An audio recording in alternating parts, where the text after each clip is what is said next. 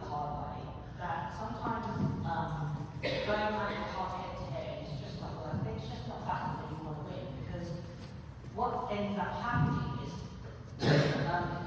when you get adversarial or confrontation with the dog, there will be fallout from that. So if I say to that dog, hey, back, right, I might get him put to the back, but I won't win the ball, and I will make him dubious, I might inhibit his play, I might affect our relationship, I might be consistent or great.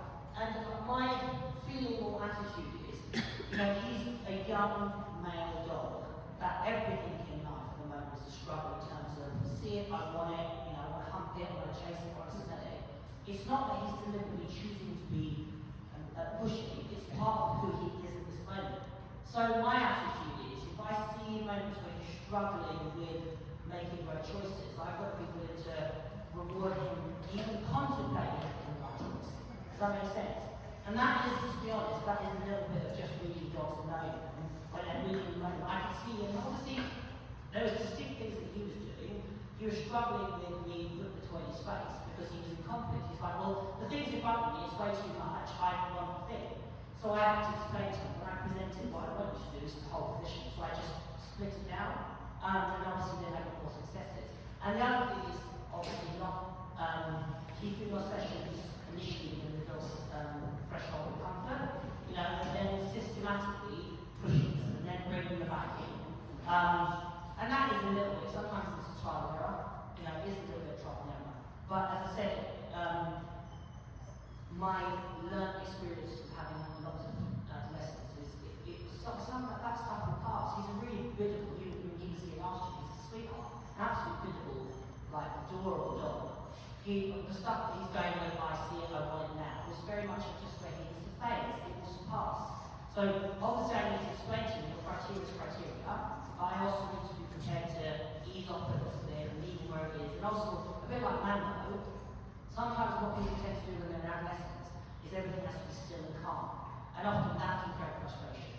So often I'll use movement as a way to start my training session. Let the dog move, bring it back to stillness. And I equate it to, you know, I used to work with young offenders, and some of them had, you know, well, the learning spectrum or had ADHD. So we would go and do a physically active thing, and then we come back and do something still.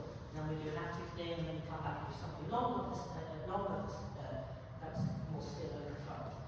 And that was an effective way to allow them to, we start with the first session, going to play football or run around or whatever, and then we go, right, let's work on this a bit, and then we go back out again.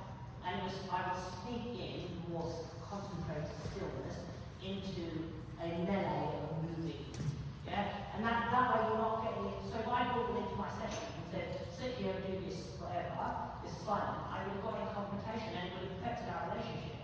Whereas if I didn't go and say, hey, look, I still got what I wanted, I just did it a little bit more discreetly.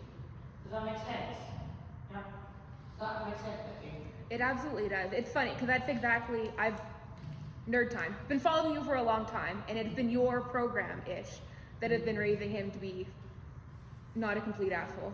Yeah. Well, some days. He really isn't. He really isn't. He's a lovely dog.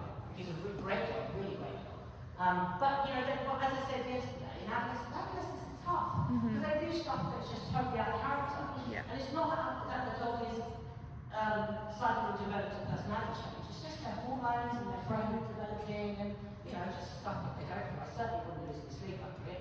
But definitely how you handle it in adolescence, in my opinion, makes or breaks relationships. And I've, you know, so many domestically and supported people, they reach a pivotal point in adolescence and it's very much a make or break. Or they have issues in adolescence that remain with that dog throughout the whole of his career. So, you know, as I said, I'm learned to just, sometimes, whatever, there's always tomorrow. Yeah? Okay. Alright, so